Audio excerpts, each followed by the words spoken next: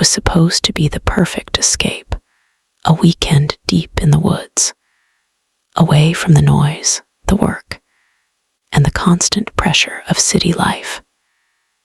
For 4 friends, Emma, Ryan, Chloe, and Noah, camping wasn't just a plan.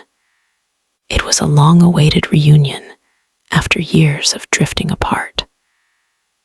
But none of them could have known that by the time the weekend ended, only 3 would make it back, and none would ever be the same again. The arrival, the drive to Black Pine Forest, was long and winding, lined with towering trees that seemed to swallow the sunlight. As the car rolled deeper into the woods, the radio signal faded, and so did their laughter. The forest had a strange stillness, like it was waiting for them. They finally arrived near dusk. Ryan, the most adventurous of the group, hopped out first.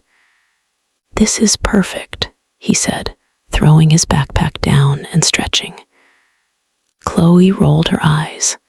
"Perfect. It's freezing, and we have no cell service."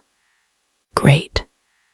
Noah tried to lighten the mood with a joke, while Emma quietly set up the tent. She'd been the one who found this spot online, a quiet, undiscovered camping area that promised peace and beauty. But as she unpacked, she noticed something odd. The remnants of another campfire nearby, surrounded by half-burnt belongings. A torn shoe, a broken flashlight, and a melted wristwatch. She felt a chill crawl up her spine. "Hey, guys, maybe someone camped here before," she said. Ryan glanced over, shrugged, and said, "Or they just left their trash. Don't overthink it." Emma didn't reply, but something in her gut whispered they hadn't left willingly. The first night, when the sun dipped behind the trees, the forest came alive with strange noises. The crackle of branches, distant howls, and whispers of wind through the leaves. The 4 friends gathered around their campfire, roasting marshmallows and sharing scary stories, laughing to mask their growing unease. Then Ryan, always the daredevil, grinned. "Let's make it interesting. I heard this forest used to belong to a hunter, a man who went missing years ago. Some say he still roams here at night, looking for trespassers." Chloe threw a twig at him. "Oh, please, that's such a cliché." But Noah looked around nervously.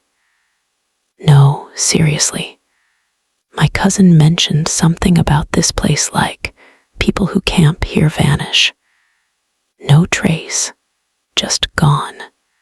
The group laughed, but their smiles faded when a sudden snap echoed in the darkness. Ryan stood up, flashlight in hand. "Probably an animal," he said, his voice tight.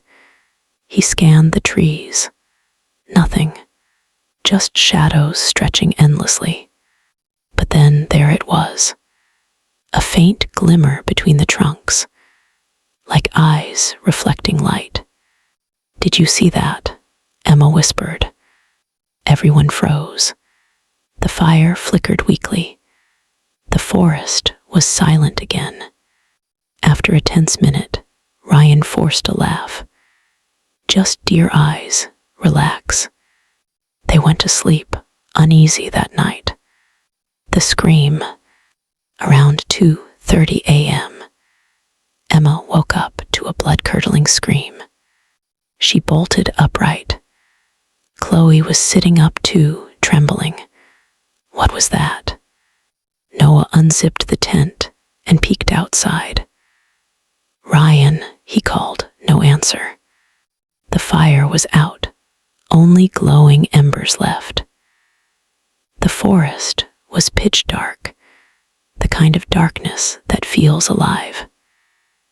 They could hear soft, crunching noises, like footsteps circling the tent. Emma grabbed the flashlight. Its beam flickered weakly, cutting through the fog. "Ryan," she screamed again. Then she saw it, a bloody handprint on the outside of the tent fabric. Fresh. They stumbled out of the tent in panic, their breath visible in the cold night air. And that's when they saw him, Ryan, standing at the edge of the clearing, facing away from them. "Ryan," Noah yelled, running toward him. But as he got closer, Ryan's body jerked unnaturally. His head twisted around, and his eyes, those eyes, were completely white. He let out a strangled cry, his mouth opening wider than humanly possible, before collapsing to the ground. When they reached him, he was gone. No pulse, no heartbeat, just gone. The escape. The remaining three ran for their lives, stumbling through the woods, with flashlights swinging wildly. The forest seemed endless. Every tree looked the same. Every shadow moved when they weren't looking. Chloe fell, scraping her knees. "We're going in circles," she cried. "We have to stop." Emma pulled her up. "No, we can't stop now." But then Noah froze. His flashlight had landed on something hanging from a tree, a set of hunting traps, rusted but still functional. Beneath them, bones, human bones, and beside them, a wooden sign carved with shaky letters. "No trespassing, he still hunts." Before they could react, something heavy crashed behind them. Footsteps, slow, deliberate. A figure emerged from the mist, a tall man in torn hunting gear, face obscured by a cracked mask. In his hand, an old, rusted rifle. "The hunter," Emma screamed, dragging Chloe away as Noah threw a rock to distract him. The hunter turned, aiming the gun, and fired. The sound shattered the silence. Noah dropped instantly. Emma and